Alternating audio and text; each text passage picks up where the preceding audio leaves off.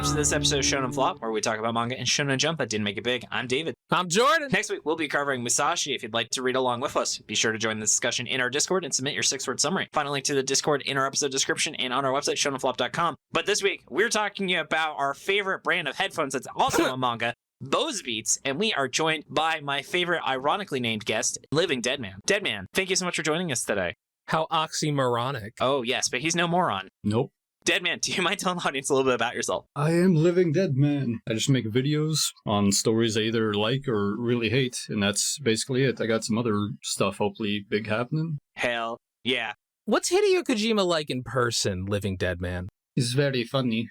How excited are you for being in Death Stranding 2? He said he's gonna put me in there twice. Really? Whoa! He's split into two people, Living and Deadman. He said he chose to double it and give it to himself. Living Deadman and Dead Living Man. Yeah. Well, they kind of did that, didn't they? They had Die Hard Man and, Yeah. Actually, are you called Unalive Man on TikTok? yes. There was so much bitterness in that statement. I don't blame you.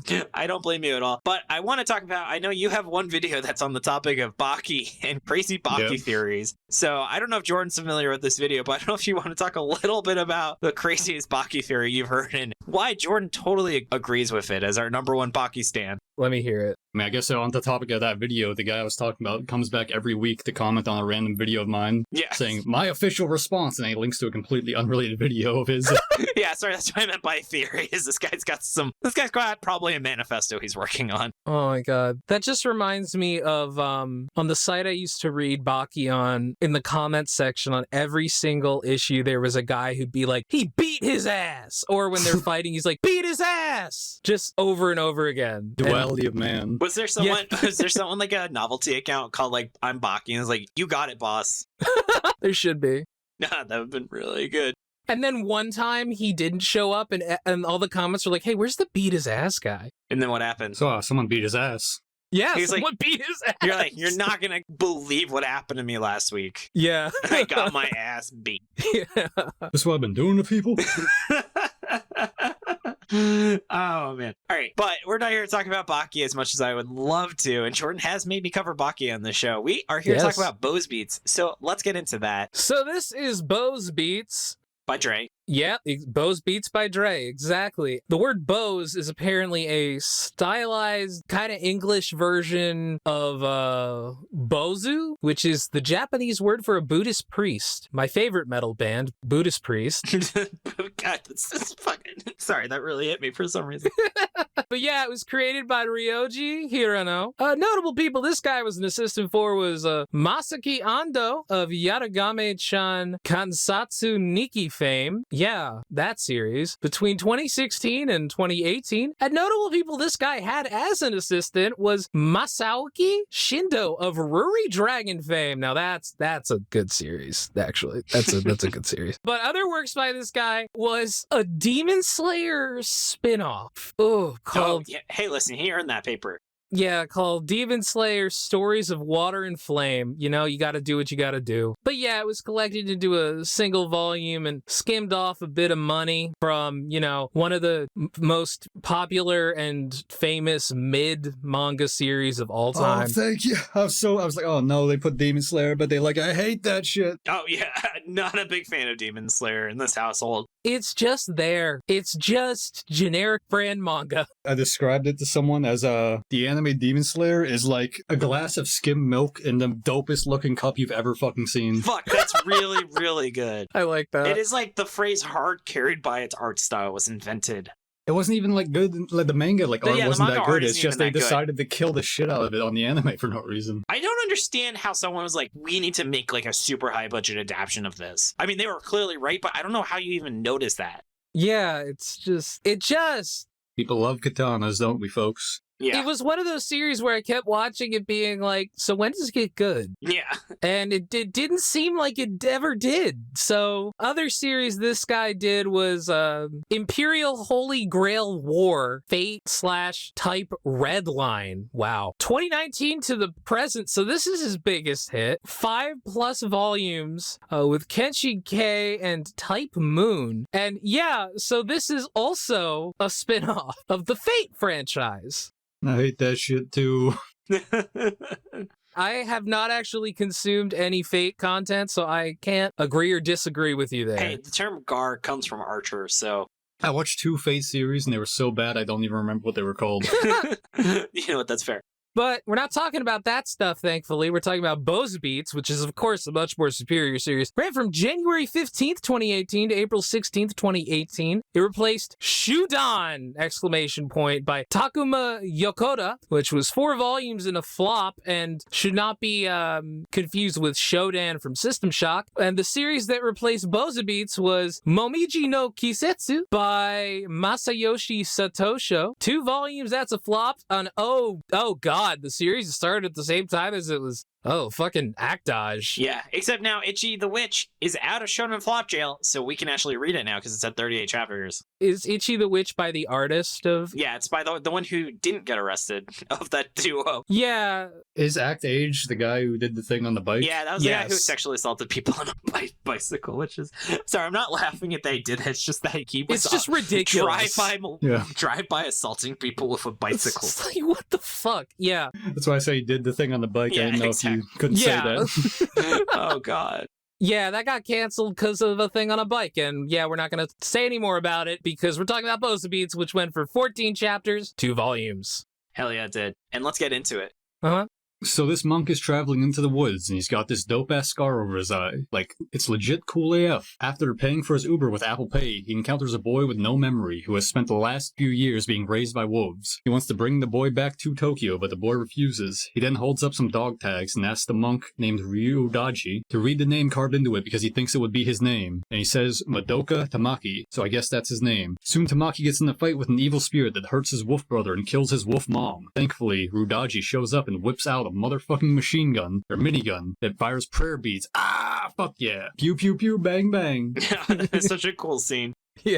Tamaki then starts absorbing every soul in the dang forest until Ryuudaiji draws some chevrons on his cheek to make it stop. Ryuudaiji then explains that the spirit is called a chimi, as in chimichanga, and it's the duty of his order of monks called Boze, or Bows, to defeat them. Tamaki relents and agrees to go to Tokyo so he can figure out who he is. Popcorn Jordan. A few months later, Tamaki is ready to fly to the big city and is introduced to Hagakure, who is another Bose that is weak. Tamaki doesn't respect him, but he goes with him anyway. The plane is attacked by some chimney, but Hagakure manages an emergency landing and takes Tamaki to an underground futuristic Bose science temple thing. On the way, Hagakure explains that a few years ago they had like a big war against the evil spirits, and they were only able to win by freezing a huge dragon on Tokyo Tower. After fighting some chimney on a motorcycle, they get to the underground lab and do science to try and figure out why Tamaki has so much dang spirit power. That's where they meet Abeno, who is a Bose that is an idol and runs support because she is a girl. They go to that one insanely busy intersection in Shibuya from literally every piece of media that has ever taken place in Shibuya,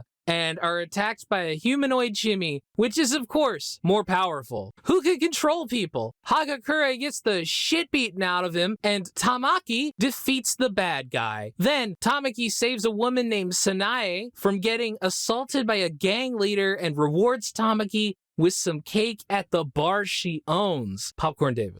Tamaki leaves and the gangster from earlier walks in with his crew, but Sanae just easily murders them all because she's actually an evil spirit. Who would have thought? Whoa! The evil spirits soon attack the Bose base, and there's a big fight. Ryuudaiji fights a sword guy who gave him his wicked scar, and Tamaki fights a big weasel woman who's actually Sanae, that feel when no big weasel woman GF. Jordan, I can't believe you wrote that. Yeah. Tamaki gets his own Bose weapon, which is a floating Gatling gun, and then when he punches Sanae, he reads her memories, where he learns that Madoka is actually not his name, but his sister's name. What? And that, which makes sense because it's a woman's name. Yeah.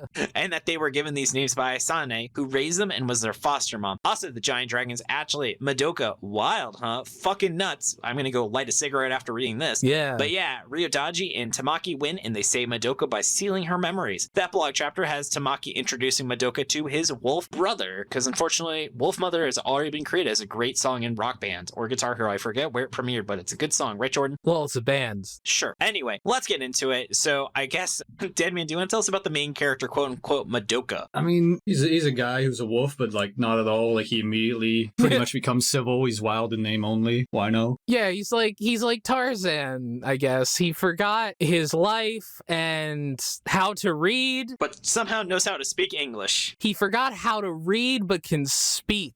And I'm assuming he's speaking Japanese, not English, but yeah. Yeah, they don't really explain how he's capable of speaking Japanese. It's like, I feel like it's not like exactly this, but it's kind of a common thing to give your main character. It's like, oh, we want him to be strong for reasons more than the secret spirit in his belly. We'll make him from the wild. It's like, does he actually act like he's from the wild? No. No. He acclimates so fast. There were moments of this series that felt like shitty Naruto. Yeah. Yeah, I mean, this is shitty a lot of things. I also don't remember why, but I have a note saying he's got a dumpy. Yeah, I don't know what that was about. There must have been some panel where he just had a giant ass for some reason. Well, he does get cake at a few times. Yeah. Should have noted that he has 3 moms. That is true. Yeah. Each mom gave him part of their dumpy. Each mom worse than the last. Who's the second mom? So there's the wolf mom and the curse mom, and then there's whoever actually birthed him that we don't get to see. Oh, a theoretical birth mother. I see. Yes. I get maybe he's like Anakin. He just made himself. That's true. Oh, God. And then, Jordan, do you want to tell us about Mr. Scar? Scarface. Fuck. So Ryuudaiji is right there. This guy kicks ass. You know, I said shitty Naruto. It's like, yo, what if like the main character had like a mentor who was like really cool and had a scar over his eye and like. What a novel idea. Yeah. You know what's interesting is that another character, Hagakure, it's revealed that he also has a scar over his eye. So of the main cast, 2 of them have scars over their eye. I just want to point that out. But Ryuudaiji owns because, monks have like super technology weapons, I guess. And he's got a big fuck-ass minigun, like, that shoots prayer beads. It's so cool. It's like the coolest part of the whole series. Yeah, that first chapter really set us up for some expectation. Yeah. Oh God. And I guess, he's the best and he did cool stuff and saved the world. And I don't know, I guess there's not that much to say about him. It's almost like the characters in this series aren't that deep or very interesting. I don't know. Oh wait, we're not in the negatives parts yet. Oh, shit. Yeah. What about the next character? So I'll talk about Hagakure. So he tries to narrate the series, I think once. It was very strange. Did you guys notice that? I did not. I don't know what you're talking about. But he's weak. He has low self-esteem. He's just kind of there. And then the series almost does something cool where I thought he was going to die. And then he didn't. Me too. And I was like, oh, this is interesting. And then he doesn't. And I'm like, fucking coward, right? Yeah, because then it's like, well, why didn't they kill him? Yeah, because he doesn't do anything of substance after he almost dies. He almost dies out of nowhere, too. Yeah, well, he gets like the shit beaten out of him. It would have been kind of a poignant moment because Tamaki spent the whole time shitting on him and being like, "You're a wimp," and then it's like, oh, he sacrificed himself to save like an old lady and her grandkid. He's just like, it's what I was good for. Yeah, and he would have been like, oh man, that guy is actually better, but now he's fine. Like, I think they were trying to have like a Usopp got the shit beat out of him, walk the Frankie house moment. Yeah. And then, Deadman, do you want to talk about Abino, the super idol that's in the series for some reason? No.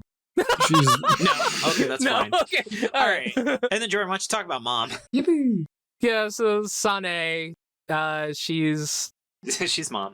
She's mommy. She's wolf mommy, but she's actually a weasel. She smokes cigarettes and makes cake even though she can't taste it and gave them names. And fuck, I don't know. What else am I going to say about her? Like, it's like she's a very vague character. At first I was like, oh, maybe that's what I meant. And when I said he's got cake, and I was like, nope, I wrote got a dumpy. So I very explicitly was saying that Madoka has a giant ass in my description.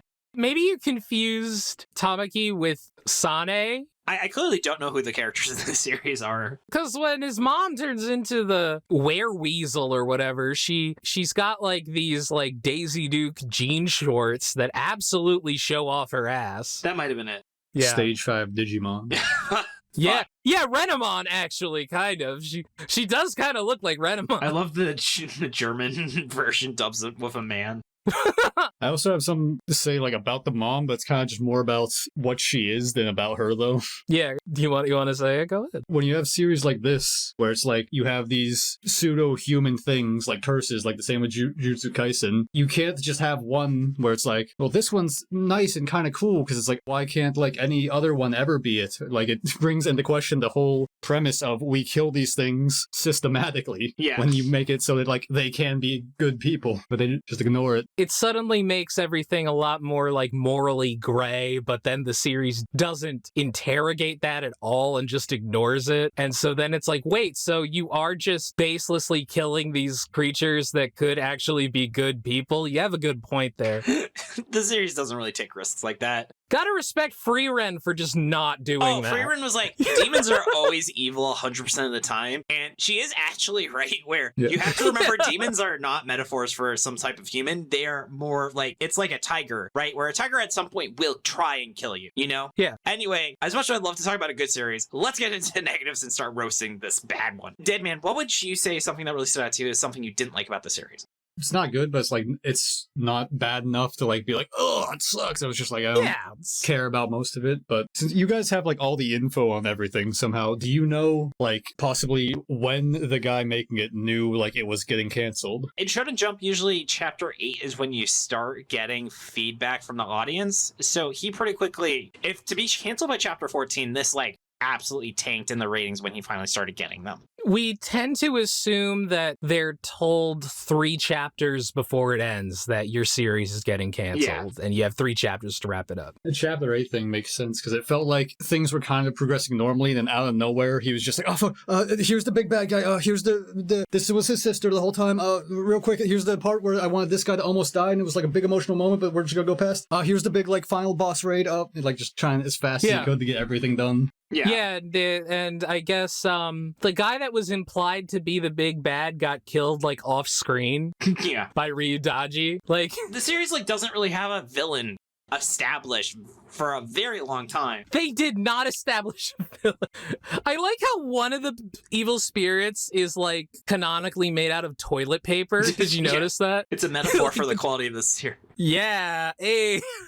Yeah, I mean, that's the problem is the series, like, bounces around, like, it's also, whose protagonist is this anyway? Because we think it's the cool monk, and then it turns into being Madoka, and then it turns into the wimpy guy is, like, narrating the series in, like, this 3rd chapter. It's like, is he the protagonist? And then this is clearly an author who really couldn't get his ideas around in his head when he was making the series, and you can very easily tell that. I mean, like, this series feels kind of lost, and it also just feels generic a lot of the time. Like, it is generic brand manga, the manga. The start was like good. Oh, the whole thing with like it barely uses the fact that he's like a fish out of water at all. Yeah, they skipped that. The start is meandering, and then there's like a very clear cut point where like they were like, hey, this shit's gonna get cut, where he just goes rapid fire as fast paced as possible. Yeah, that's pretty standard, especially where it's like the author clearly just was connecting unrelated characters. Like that whole mom thing, it just was so ridiculous. I guess it kind of like he needed like 10 chapters to make that make sense. Yeah, this was clearly supposed to be expanded more than we got. Like, just all of a sudden, like, oh shit, he happens to run into his mom? Yeah. What's the odds? What are the odds? Well, with so many moms, I guess it's not, you know. So many people are just somebody's mom. He's got triple the chance of running into his mom as anyone else. You're right, they never address who his bio mom is. Where did those kids come from? Did they just like steal them from somewhere? Is it like formed of seafoam? Yeah, I guess like a lot of like the plot or lore in this series is like very poorly told. Like, was Tamaki in danger of turning into another dragon? Was that like the plot and they wanted to do that? But like they didn't know that's what they wanted to do, but like it was I feel like they probably that was gonna be the plan, and he had no time because the shit was getting canceled, so he was just like, base that, go. Yeah.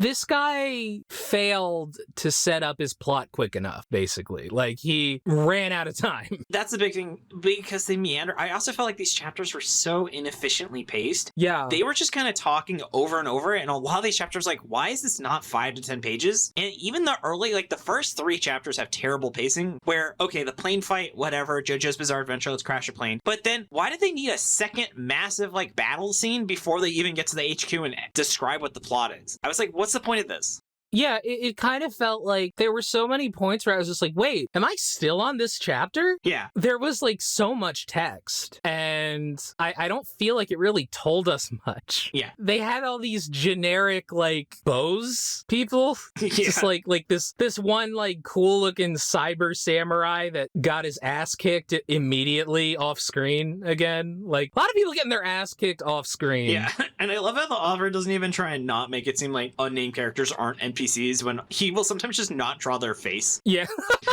Oh my god. And then, Deadman, I would be curious, what did you think of the art style of this series? I thought it was okay, but like it didn't really. I don't know. It's like Right? it feels almost like as generic like manga style as you can draw, pretty much. That was the thing, is like this series, like even the art is very inoffensive. Just gonna say the same thing, basically. Like, I would describe it as competent. Yeah, which, you know, as Jordan loves to say, oh, that's the worst, to be in the middle of the road. Yeah. Because like the covers were like the bold text of Bozebeats, the like kind of punky sort of graffiti ass style going on, and then that just doesn't happen like in the actual thing at all.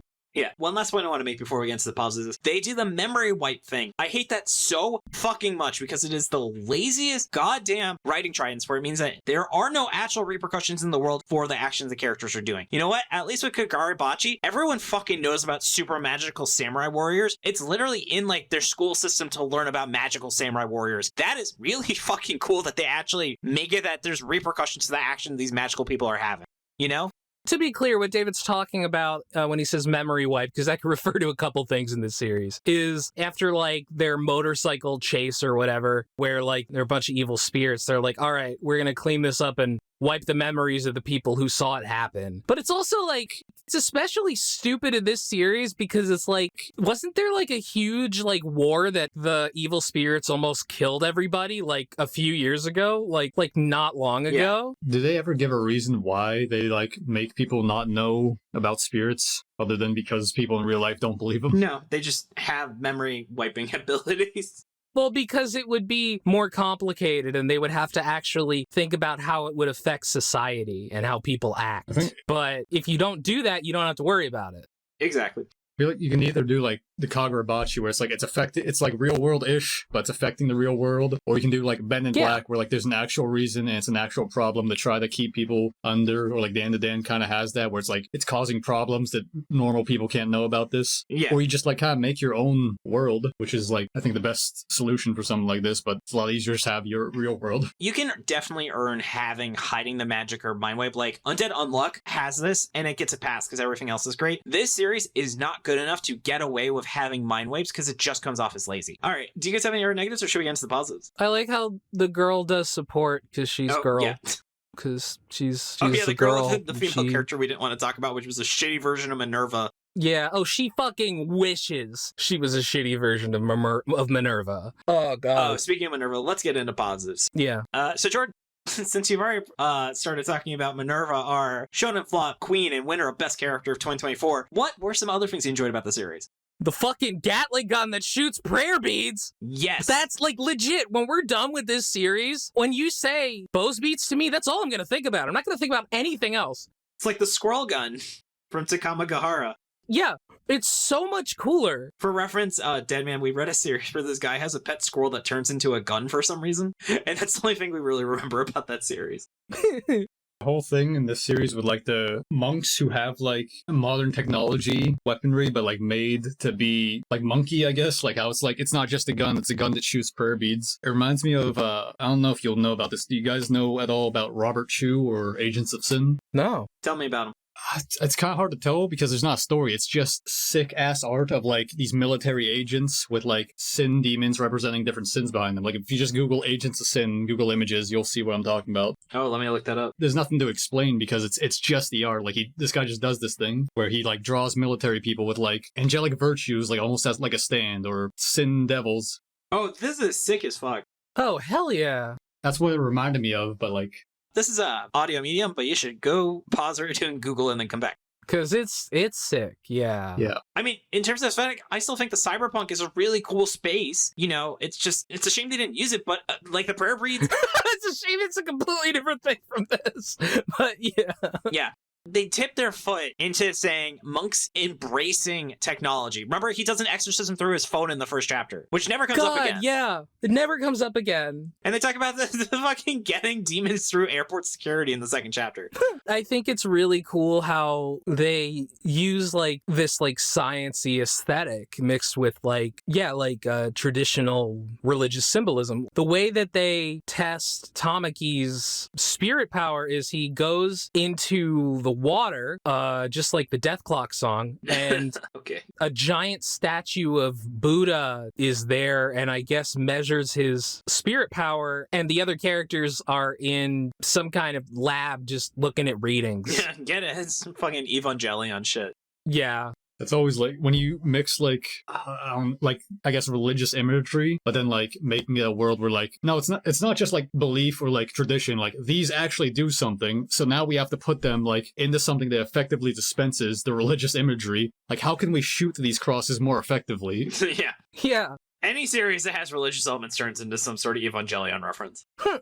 Religion is an Ava reference. Yeah. Man, I went to church this Saturday and man, there's a lot of Ava references there. There are people that say they converted to Christianity because of Evangelion, I've heard. Oh God.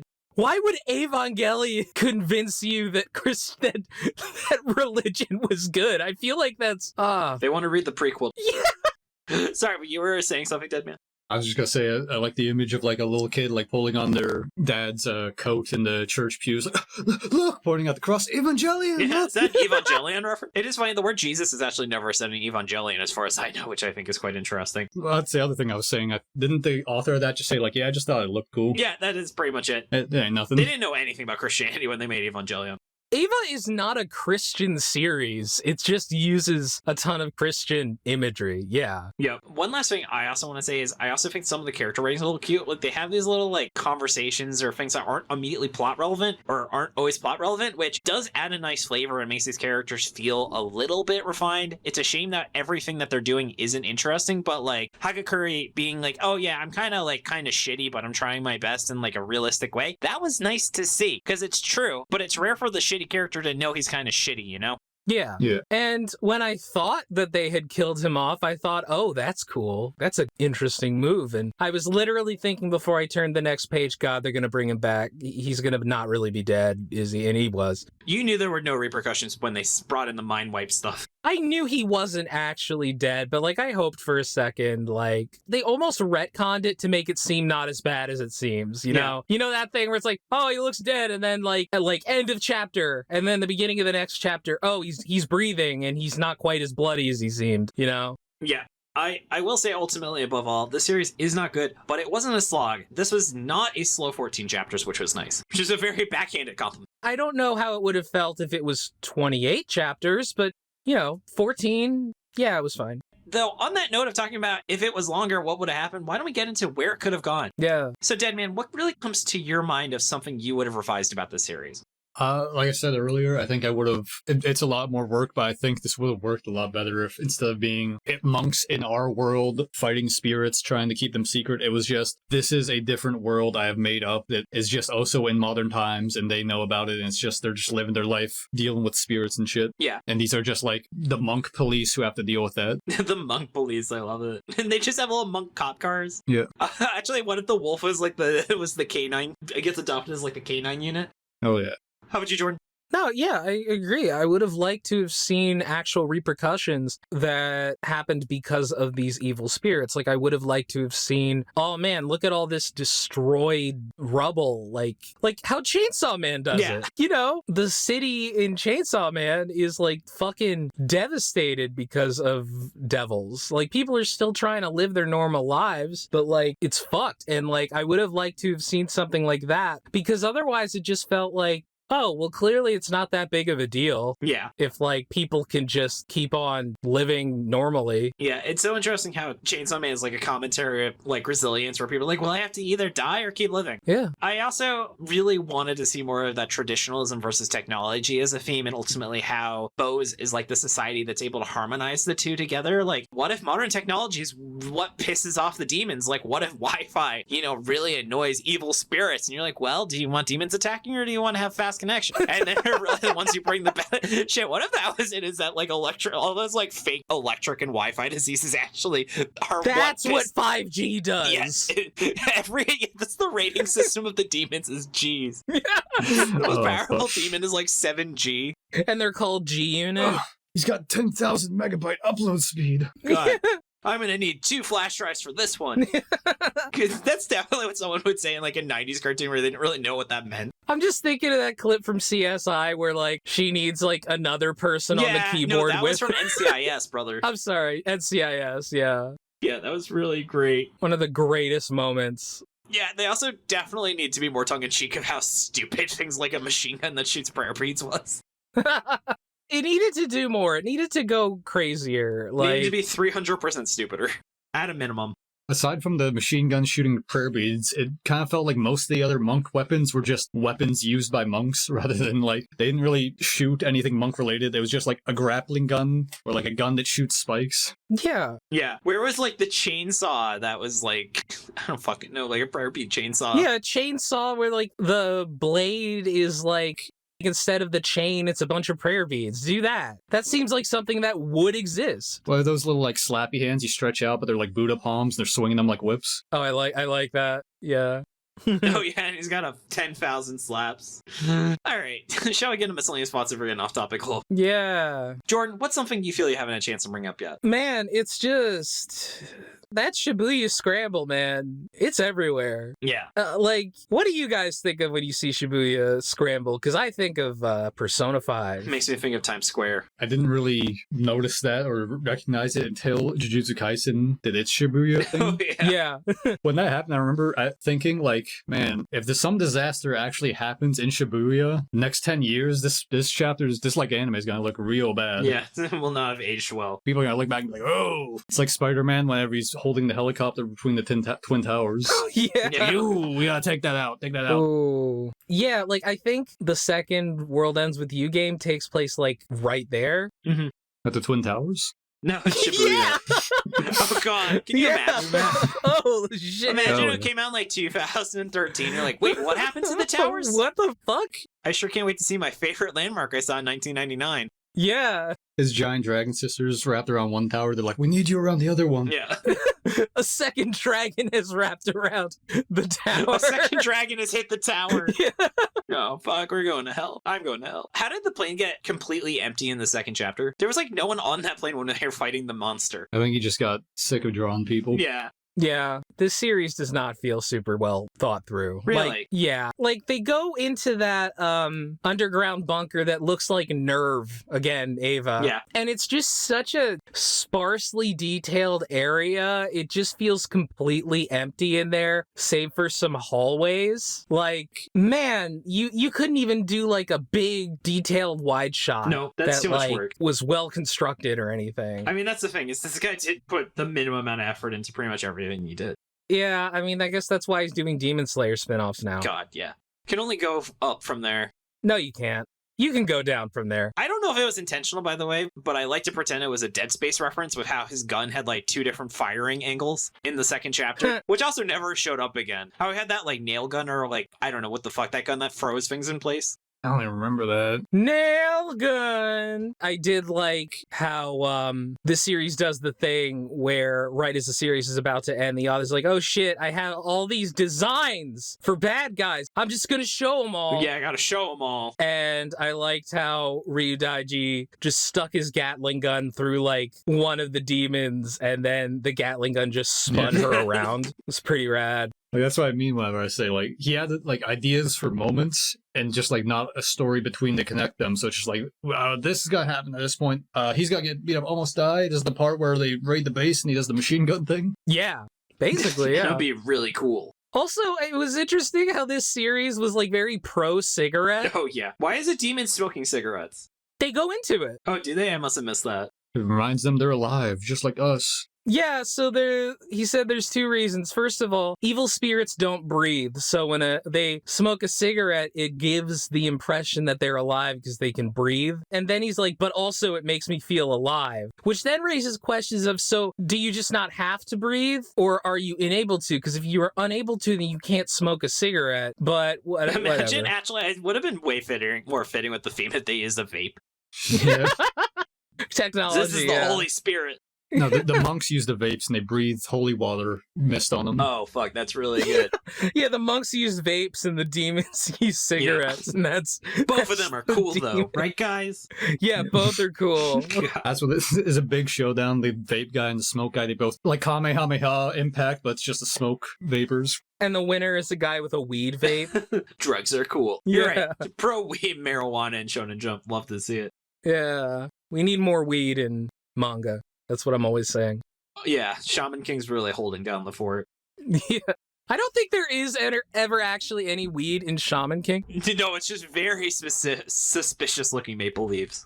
Yeah, and Yo is just very clearly based on, like, stoner stereotypes, yeah. So, Japan is, like, so extremely anti-drug, like, even, like, smoking weed is, like, doing heroin to them, kinda. Straight to jail. Yeah, and it's, there's a series I watched recently, it's a live-action Japanese series called Ikebukuro Westgate Park or something like that. Mhm. It's funny because they have, like, a gangster guy who's one of the main characters, and he wears a necklace that's a weed leaf, but then there's a point where this gangster guy who wears the weed leaf finds out one of his, like, lackeys is secretly selling drugs, and the whole gang confronts him, and he's like, all right, tell them the boys fucking anthem, and everyone like holds up their hand, they're like, we shall never do or sell drugs, and it's just, you're fucking gangsters, you wear a weed leaf around your neck, what are you talking about?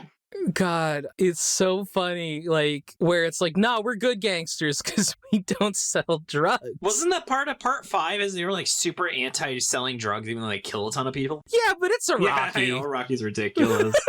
I love a Rocky for him. Yeah. But yeah, and then also speaking of people I love, Maxi B has some miscellaneous thoughts where they said Bozebeats is based on the author's debut Weekly Shonen Jump one-shot Boze from April 2016. It's included in volume 2 of the series as an extra. The other notable volume extra is a short epilogue showing that everything worked out as we discussed, and being raised by wolves is a classic mythical trope. Did you guys know the author did not invent that idea in the series? What? Right? Going all the way back to Romulus and Remus, as well as being part of Mulgi's story in the Jungle Book. So yes, Mulgi from the Jungle Book. Mulgi. Mowgli. That's his name. Okay, it's been a long day. Rachel woke me up at 6 a.m. to tell me that Ravioli's cute. It's a hard life. Ravioli's the name of my dog, Deadman. I realize I should give context on that. I don't know what else to say. Let's get into final verdict unless you guys have anything else. Yes. From the community, we have Tucker, not the beads.